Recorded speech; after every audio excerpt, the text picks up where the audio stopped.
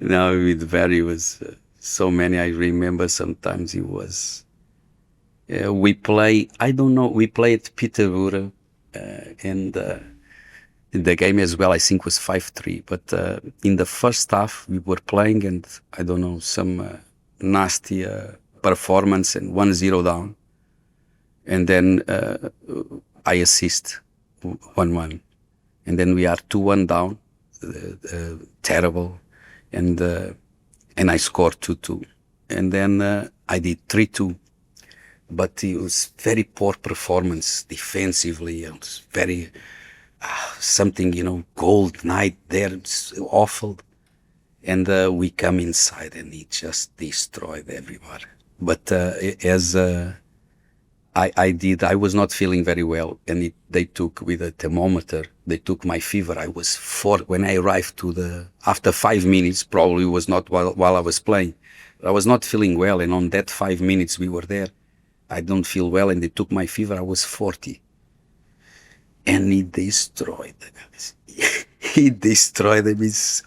He dropped all kinds of numbers, and then you look, it's like with 40 degrees fever. What the fuck are you doing, you bastards? He was, he's very, he's so many that I don't know. He's for sure. He's more funny stories from him, but he was a kind of character, and sometimes you need, although he had this football knowledge, but and even nowadays it's more and more is about relationship, believing, and trying to get the best of your individual people, because we are all different, and we all tick in a different way. So but the first time we had a game and it went very well, I scored, was on television.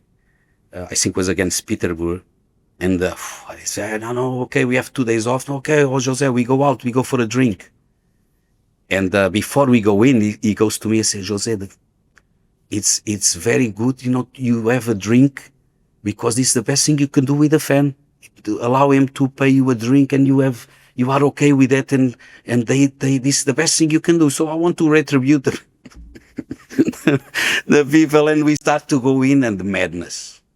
Everybody wants, and everybody comes, and everybody wants to have a drink with me. After half an hour, I have to speak in his ear and say, Ben, please take me out of here, because I will fall on the floor. I cannot feel my legs anymore. I was not used to it.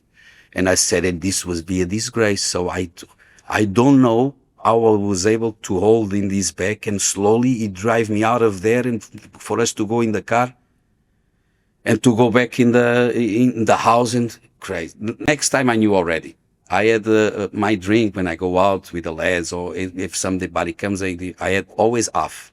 My drink was always half. Okay, next, when I finish my one, then you start to adapt. But this was crazy. But this kind of relationship you had not only, of course, with the players, but with Birmingham itself, with the supporters, was for me was great, was amazing, not easy. We start playing, and 5 minutes nobody passed me the ball, and then the midfielder, I don't remember, he was blocked, and the only line of pass he has was for me, and he gave me the ball, and I dribbled 4 guys, and I crossed, and it was a goal, and I came back.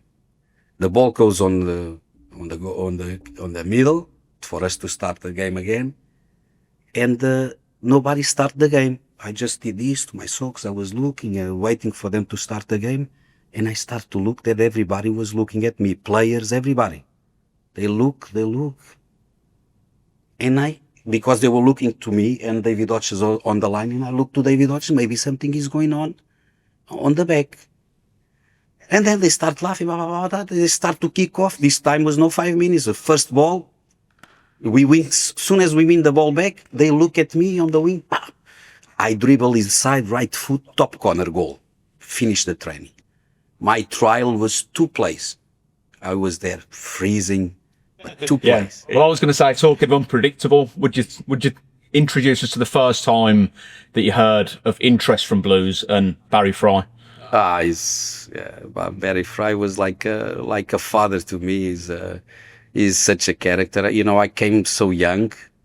Actually, I was the first Portuguese footballer to to play in England, and this was with Blues. And it's a very funny thing because I came. I remember it was obligated to go to the army in Portugal, so I had to go. It came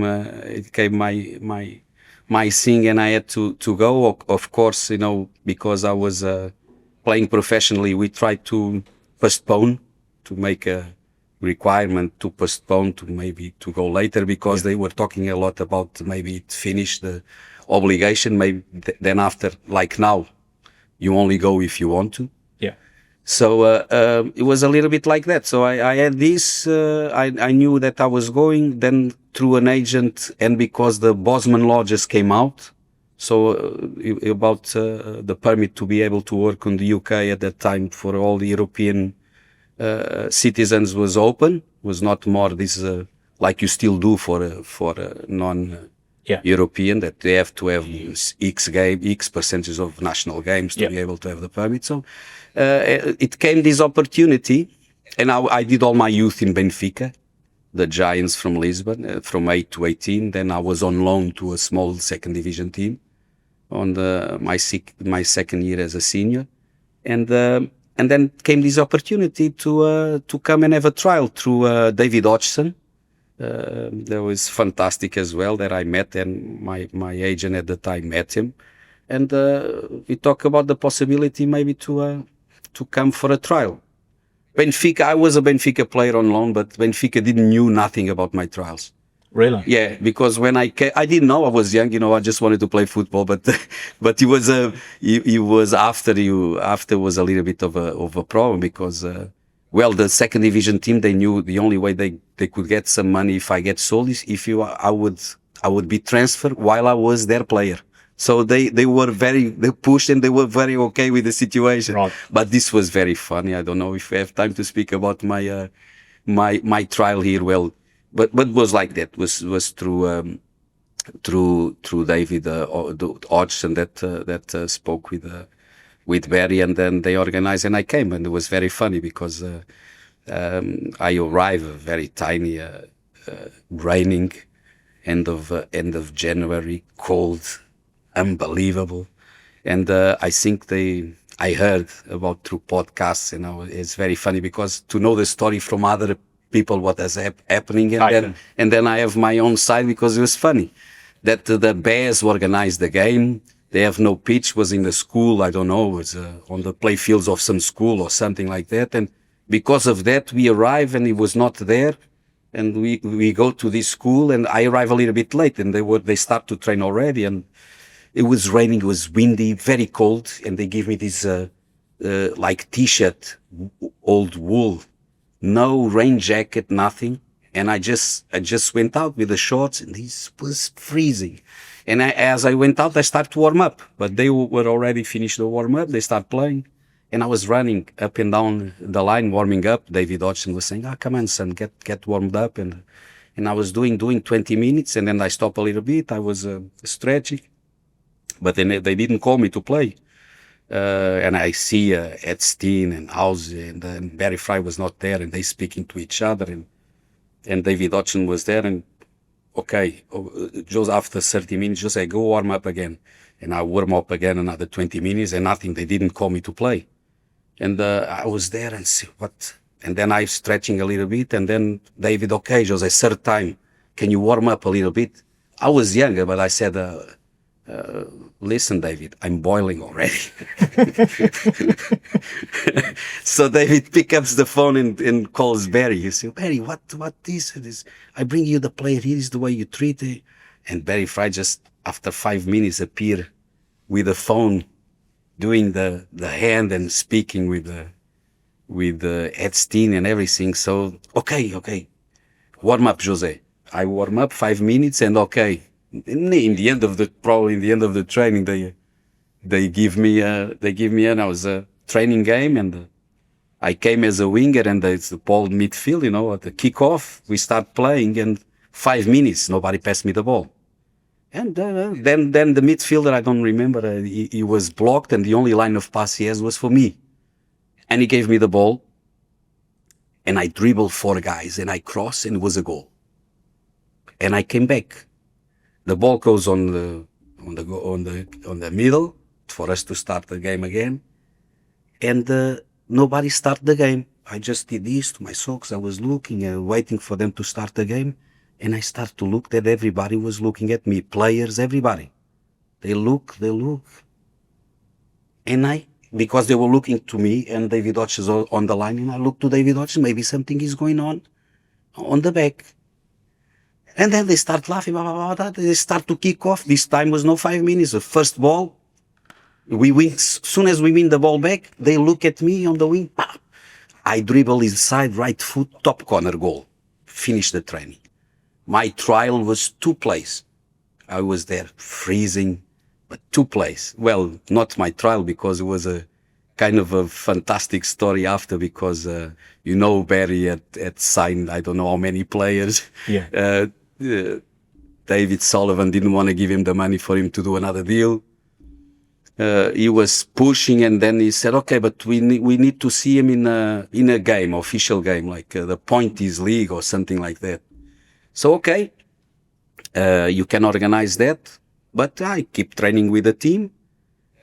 On the weekend, I had to go back to Portugal to play during the weekend. I play the league there on the championship, I play, and I would fly after to come back again, because we had the game, I think Wednesday, or the Pointies League. Arrives to Wednesday. Snow postpone, no game. And everybody was speaking the trainings were going very well. And I fly over again, come back to play again on Wednesday, again snow, postpone the game again. I say, I cannot believe that. Go back again, play during the weekend. On this third time when I played, and I like very much, okay, the attention, things were going very well.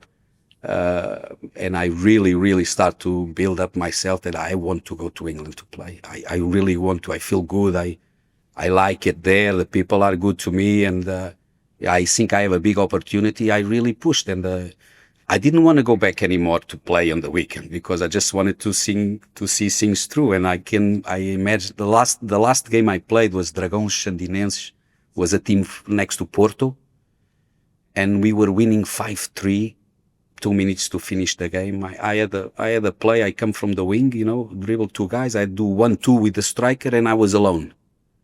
And when I enter the area, the box, the central defender was coming behind me, and when I was going to shoot, it just whacked me. Boom! And I fall on the floor. I came up, and I thought it was penalty, and the referee come to me and yellow card, like I fake it. Why dive? He gave me the yellow card. Okay, the game is finished. We are winning 5-3, and I went the 2 steps behind to go, and then I remember, wait. He was writing the referee on the little note like this.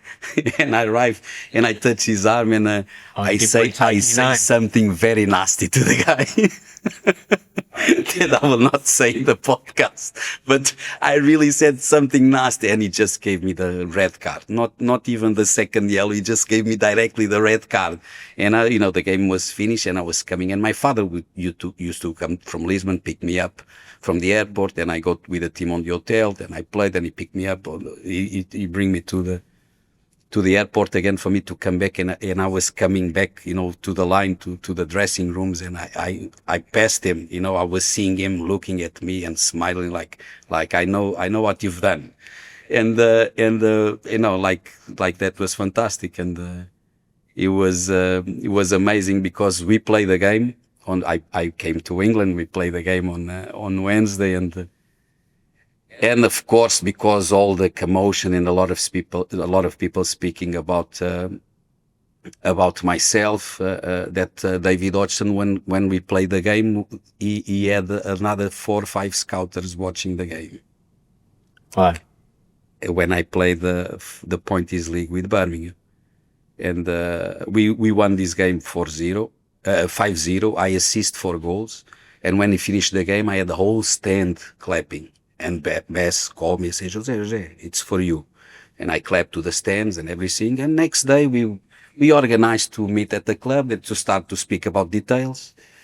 And at 6 o'clock in the 6 o'clock in the evening, my phone rang, and I woke up and I answered the phone. It's David Hodgson. And José, son, yeah. Are you awake? Yeah, now I'm awake, Dave. and you have your football shoes with you? I say, yeah, of course I have my So I was in the moat house by West Bromwich. And he said, so get your shoes, switch off your phone, and meet me at the car park, but don't go out through reception. Go to the emergent doors by the middle of the corridors. And I found that very strange, but okay. And I went there, and then we traveled to Blackburn, because his big friend was Kenny Dalglish, was the coach there, and just to have a training session with the guys. Really? Yeah. And I had a training session with them. At the time, was recovering from injury, Colin Henry, that was their captain, and it was fantastic because I used to see the Scottish national team. He was the captain as well, and younger for me, everything was new, and I did a training with the guys. It was fantastic because at the moment it was very difficult. I remember the assistant coach telling me, José, it's impossible to take the ball away from you, only with a stick. And I was laughing with the guys. And then in the end, as soon as I left there, they offered me the same contract as Birmingham Really? was offering me, yeah. And they were Premier League, and they won the league after. Because it was Graham Lasso, it was Chris Sutton, Al Shearer, Tim Sherwood, that I played with him after in Tottenham. Stuart Ripley, a lot of, this team that won the league. Yeah, Jason Wilkins, and then we were driving down, phones still switched off, everybody looking for us. And we were speaking, and it says, okay, Jose, it's your decision. You have this opportunity now. They are top of the league. I was very young, I just turned 20. I did 20 years old, I remember. While we were doing these trips for the trials, I did 20. My birthday was 16th of February, and I was alone in a moat house, in West Brom.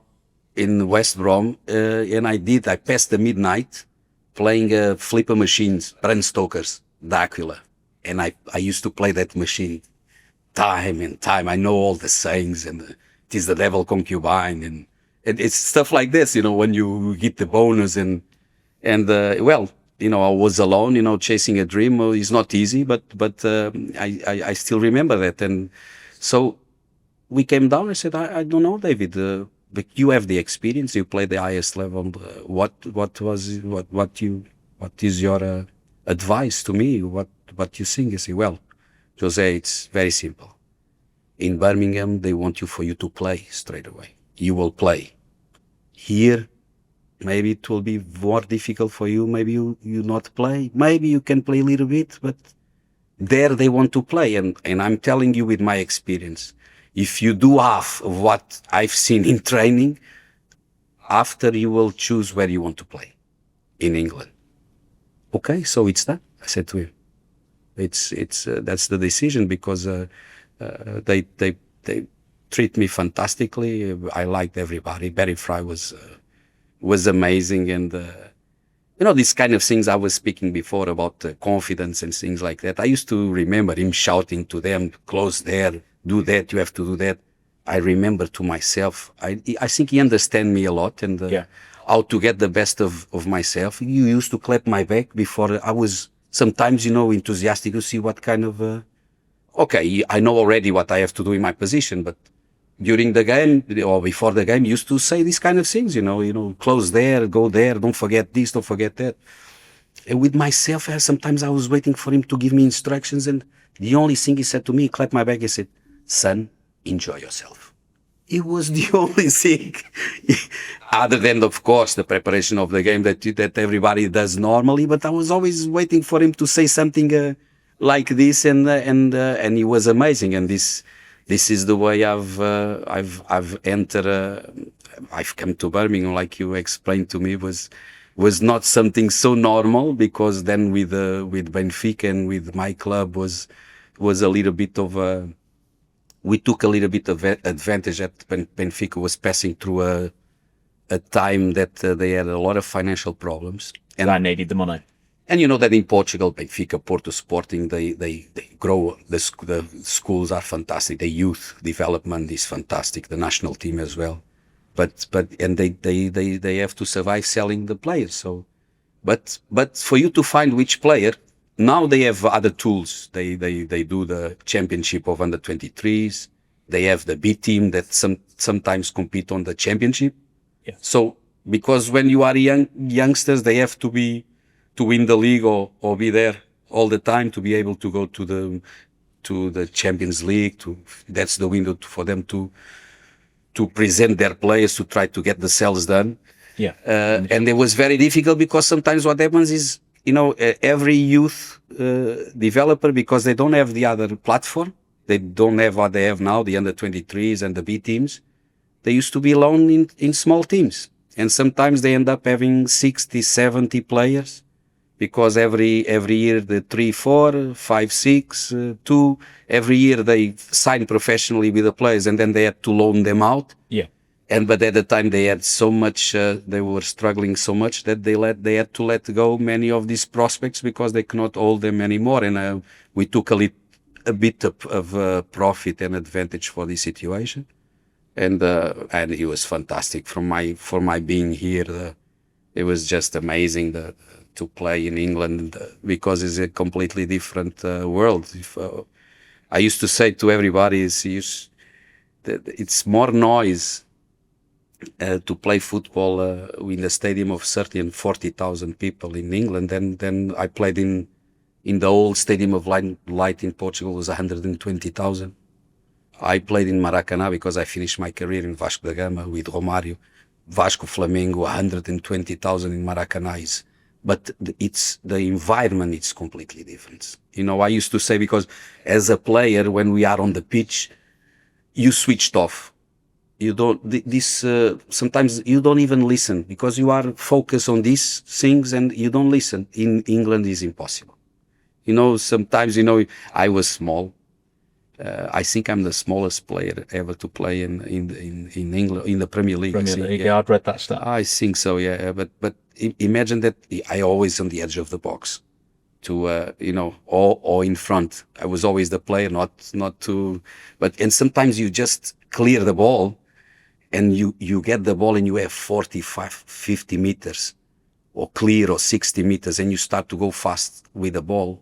The noise of the crowd, it makes you goosebumps. You don't get this playing in the other stadiums, even with under 20,000. So the thing is over here. This is very cultural. All the way the stadiums are, I think as well is because these other we back in Portugal, it's like we have like these crazy guys, ultras, is a part of the stadium that always singing, but the other parties don't sing. So here, every time you play at home, when they start to sing, is the whole stadium, not the opposition and the away team, but the rest is the whole team. And something special, you score a fantastic goal away, even the crowd claps you. The away team claps you. It's very difficult in Latin countries. It's not so easy to accept this kind of things. To play as well, I used to remember when I had the first interviews, because then with Birmingham City, I had my first, my international debut. I was on television with 13, with 14 years old in programs, because the way I played. But it was like a taboo there, and because I was too small, they never took me to the national team. So I came to England, and I was playing the first division when I came, and I was playing. So if I'm too small to play over there in a more physical, more difficult conditions, the pitch is always wet, and how the hell I was playing and doing so I had to come to leave my country because of my height. I have to leave my country and then for them to realize that in this, like the Spanish did after, they stop looking at heights. It's just the relationship you have with the football ball, with the ball. So, but it was very interesting to have my debut. I had my debut there, and I used to say that, what can I say? I lost myself a little bit because I was trying to say something now, and I forgot to finalize but okay. Fans. Yes, the difference. The fans, yeah. Yes, yes. Good, thank you very much. Yeah, because their Latin countries judging, it's very by the moment. So in the game, you do something fantastic, you are the best on the world. But if you fail, they kill you. So that's why this sometimes creates strong mentalities. Latin countries because of this judgment. Okay, hereafter it's fantastic because every time I was at St. Andrews, I dribbled 3 guys and the cross went behind the goal. Yeah, and they go, and, oh. Next time I do the same and I cross well. In the Latin countries it's more difficult because if you do that and you cross well, it's fantastic. If you do that and you cross back, woo, and that's why sometimes when it comes these kind of players that live from risk, that was myself, like Cristiano, Figo, Nani, Simon Sabrosa, these wingers that we have in Portugal and more wingers nowadays, Pedro Neto,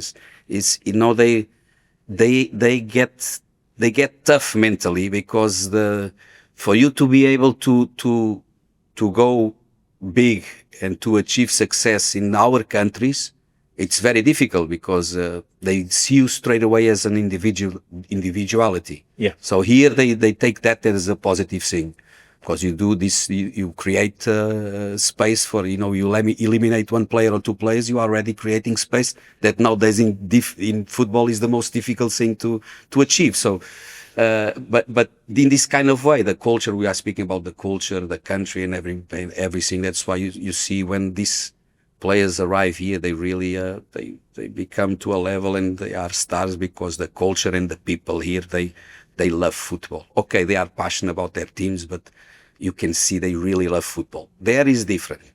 They're passionate about the club, their colors, or they love and they are passionate about the colors. All other things, it doesn't matter. Here they have passion for their team, for their club, but they have a love for football that it's nowhere else in the world. Beautiful. So you choose Blues then? Yeah. No regrets, obviously. Talk us through then. So when you first joined Blues, who were the players that you took to? Who were your favourite people to be around, and who were your favourite people to play with? I'd like everybody, but I get along. I was many times, and I go to Tamworth, and I was many times with Louis Donowa. There was a winger, fantastic. I get along with everybody, but Louis was the player that sometimes I were more close to it and more along. The other ones as well, because I'm a very easy guy, but I was so good with everybody because I really felt that they took me as well. I was foreign. I was and I get the love from everybody. Mark Ward, I remember everybody. Chris White. It's fantastic. I think John Frayne, Leon Daish, is a protector. No, but with everybody, it's Gary Bull, Steve Claridge, what fantastic player, fantastic finisher. But I remember everybody with a lot of because they really transmit that to myself. I think maybe because I was very young and alone in the country. Not only them, these players, but the city as well. Sometimes I was even embarrassed because I would go to buy something on the supermarket, and all of a sudden I have people and older people coming and want to pay my bill, and I was embarrassed, and I said, oh, embarrassed at the people on the, you go out in the pub, you go for a drink after the games, and this was crazy. There's the guys on the knees, it wanted me to sign, with the tattoos for Birmingham City, to sign the head and to. For me, it was something, but it was this kind of the way they take me and this kind of love they have for myself. I would always wanted to retribute. I didn't know that. I tell you something that happened to me the first time. I was with Ben Allen, Jake Regan as well, who's from my age. Is a friend that helped me a lot. Ben as well. He used to work in the program of Birmingham City. I was to be around him. His father, Mr. Kevin, as well. What a fantastic family. When you are young and out of the, it's good to have this kind of people that really takes you and they help you a lot regarding the stuff. But the first time we had a game and it went very well, I scored, it was on television. I think it was against Peterborough. And I said, no, okay, we have 2 days off. Okay, José, we go out, we go for a drink. And before we go in, he goes to me and says, José, it's very good, you have a drink, because this is the best thing you can do with a fan. To allow him to pay you a drink and you are okay with that, and this is the best thing you can do. So I want to retribute the people, and we start to go in, and the madness. Everybody wants, and everybody comes, and everybody wants to have a drink with me. After half an hour, I have to speak in his ear and say, Ben, please take me out of here because I will fall on the floor. I cannot feel my legs anymore. I was not used to it. And I said that this would be a disgrace. So I don't know how I was able to hold in this back, and slowly he drive me out of there, and for us to go in the car and to go back in the house. And crazy. Next time I knew already. I had my drink when I go out with the lads, or if somebody comes, I had always half. My drink was always half. Okay, next, when I finish my one, then you start to adapt. But this was crazy. But this kind of relationship you had not only, of course, with the players, but with Birmingham itself, with the supporters, was for me was great, was amazing, not easy. Was only 18 months. It was unbelievable that you get, and still today, that the love and the respect and the way that they feel about myself.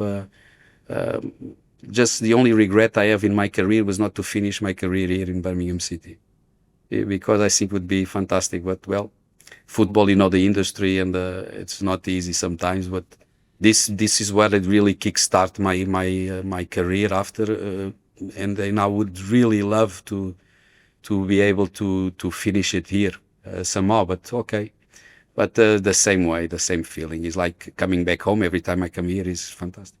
We are struggling with injuries at the moment, so I'm sure this is a short-term contract. Peter Unlove type contract, pay as you play, good sort out. Yeah, I just wanted to ask. We were talking to Ryder before. The story about the auto windscreens, is that right? Not being able to play. Another regret. Yeah, it's just when sometimes it's good when you go up and you start to have I had my international debut on the 23s, and then was because of that I was not allowed to play the auto screams. We were crazy, Wembley, everybody's speaking about it. All of a sudden, 1 week before it comes the feature for the international game, and we had I don't remember which day was the final, if it was a Tuesday or Wednesday. I just know I played the day after, but it was in Ireland. I did everything for them, even just to allow me to play 45 minutes. I will play 45 minutes, and then it's just a half an hour flight to Ireland, and it will be fantastic. And to be fair, next morning I wake up, I start to see the television and the images of us. I knew already and I follow, but the next morning, looking and re-looking, and it was the pictures of Wembley, we celebrating, and I was so devastated. Then we played in the field in Ireland, the under 21s. That in that day, when we go to the stadium, and I don't even see the stands, and we go out through some between two houses, these traditional houses, but the normal ones, and it was the stadium. And we go in, and I said, they didn't allow me to play there, but okay, you're representing your country. We had a very, our coach was Nelo Vingada, that worked a lot and was world champion under 20 with Carlos Queiroz as an assistant many years, and Carlos Queiroz was in Sporting of Lisbon. That's why after I had my debut on the 18 months after, and he sent me a letter. José, sometimes you have to, it's tough. We have to make tough decisions, but sometimes you are compensated. Congratulations. I don't forget that you missed the final with Birmingham City, but this is life, and I apologize. But then you have your compensation because you are having your debut on the A national team. Sometimes because of these decisions, and sometimes because life is like that. And so, that the moment was a few months after was okay, but I remember I was so sad. Well, happy because we won. It was fantastic. I celebrating. It was fantastic. But I can remember here when we were through to the final, we had to go to extra time. It was a raining day, and I assist Paul Tate for the 3-2, I think, and we went to the final, and it was the roofs of St. Andrews nearly went there. Was fantastic, and I was really looking forward to play at Wembley. Well, I play with the national team after. I win the 99 League Cup with Tottenham there as well, so I was able to get back there and to be successful. So, but it was very sad. Very. Did you at least win the game in Ireland? Did you win the game in Ireland? I think we draw 1-1. And, I had a tough battle. It was a very nice game. I had a great battle with Stephen Carr. Okay. That we played together after in Tottenham, and after he played for Birmingham. And I remember I did I was with Stephen Carr, I think. He's Irish, isn't it? Yeah. Yeah, I was with him, yeah. I had a very tough battle because he was a tough player, tough defender. But was quite a good game. I think we draw 1-1. But the pitch was awful. I think it was not even straight. You can see it was crazy. It was crazy. Well, at that time, when you look sometimes and all these nice new infrastructures in football, and I remember that I did my youth and still with sand pitches in Portugal. I was going to say, would you have preferred, the 5G now? Would you have preferred playing on that than this hybrid? Yeah, I never played in that one. I didn't have that luck. No. Yeah, but okay. I think when you get used to it and everybody is doing that, the players, it's a question of adaptability. But I really like to play because when the first synthetic came, they were really nasty and a lot of injuries. But nowadays, whatever is to develop, or if the players nowadays feel better, the only thing I know is you need to. This is all about details and very little details nowadays, and you need to train where you play. So it's you when you train your body, your fitness wise, your structure, you need to do it in the same surface that you want to play. Otherwise, it's going to be it's a big risk. Well, we know you. Obviously, you've got your talk here tonight, so we don't want to keep you much longer. But can I just fire off some quick fire round questions to you? Just before we finish. So, toughest defender that you ever faced? Gary Kelly. Okay. Leeds? Yes. Also Irish? Very tough. Oh. Yeah. Very, very, very, very tough player. And actually, even I was speaking sometimes, Luis Figo, my friend, and he said, Caesar. And there was some Dixon from Arsenal. Was some tough defenders, but Kelly was even if I was low center of gravity, but he was fast. He moved well as well. He was tough, very tough defender to one of the toughest ones for sure. I remember, if I remember, because for me sometimes taller, bigger because of my height, I get a lot of advantage.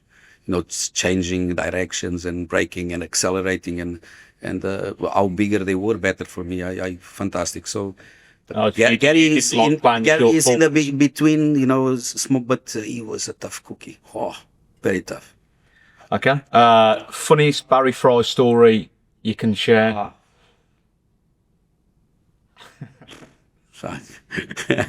No, with Barry was so many. I remember sometimes he was. We play. I don't know. We played Peterborough, and. The game as well, I think, was 5-3. But in the first half, we were playing, and I don't know, some nasty performance and 1-0 down. And then I assist 1-1. And then we are 2-1 down, terrible. And I scored 2-2. And then I did 3-2. But it was very poor performance defensively. It was very... something, cold night there, it's awful. And we come inside and he just destroyed everybody. But as I was not feeling very well, and they took with a thermometer, they took my fever. I was when I arrived after 5 minutes, probably was not while I was playing. I was not feeling well, and on that 5 minutes we were there, I don't feel well, and they took my fever. I was 40. And he destroyed them. He destroyed them. He dropped all kinds of numbers. And then you look, it's like with 40 degrees fever. What the fuck are you doing, you bastards? He was, he's very, he's so many that I don't know. He's for sure, he's more funny stories from him, but he was a kind of character. And sometimes you need, although he had this football knowledge, but and even nowadays it's more and more is about relationship, believing and trying to get the best of your individual people, because we are all different and we all tick in a different way. So yeah. And one more then. What's your favourite football memory, even away from Blues, as a player? What's your proudest moment? There's many proud moments, but there's one I remember. I remember more, with many, of course, representing our country and playing in the Olympic Games, and many moments. Every time on the pitch with Birmingham was something very special with the crowd, and everything was goosebumps. And so this is moments. But when they start to be more and more and more, you intend to sometimes to remember other stuff, but. I remember that in Germany we were struggling with Kaiserslautern, and we had a fantastic team. Yuri Djorkaev, Miroslav Klose, we had a marvelous team, but we were struggling, fighting not to be relegated, and it's been tough. And I was there. I had a German manager that 1 year I hardly play, and very tough. The different kind of people, and it was very tough for me. It was 1 year nearly without playing. And next year I had a manager that I was player of the season for Kaiserslautern. That's what I say to you. This is a lot about, about confidence. You can be something completely night and day. So 1 year I played 2 games for the Bundesliga, the whole Bundesliga. And the next year I was the with all these stars there, and I was the player of the year for Kaiserslautern. So, I had one moment that was a little bit on the change of this situation, that I don't see my mom for a long time, and she came to watch the game. I don't see her for a lot of time, and it was her birthday, and we really needed to win. We did an amazing second round out, and this day she was there, 11th of April. And I scored a screamer from 35 yards out with my right foot, and we win 1-0. And I remember watching for the stands, and we don't see it's full. Was Fritz Walter Stadium is about 60,000 every game. So, and I saw my mom, and this was a fantastic feeling. Some of my biggest memories in case. There was many, of course, in football, but this was very, very. It's amazing. How can I look? I know that where they used to be around, there was a lounge, and there's many seats nearly the whole stand. But I know more or less, and I look and I saw it. It was just amazing because we won 1-0, and this was very important for us to survive and to be on the final of the cup that year with Bayern after. Okay, brilliant. Well, yeah, so we won't keep you any longer because we know you're going to be talking all afternoon anyway. Fantastic, guys. Thank you ever so much for your time, Jose. No, that was lovely.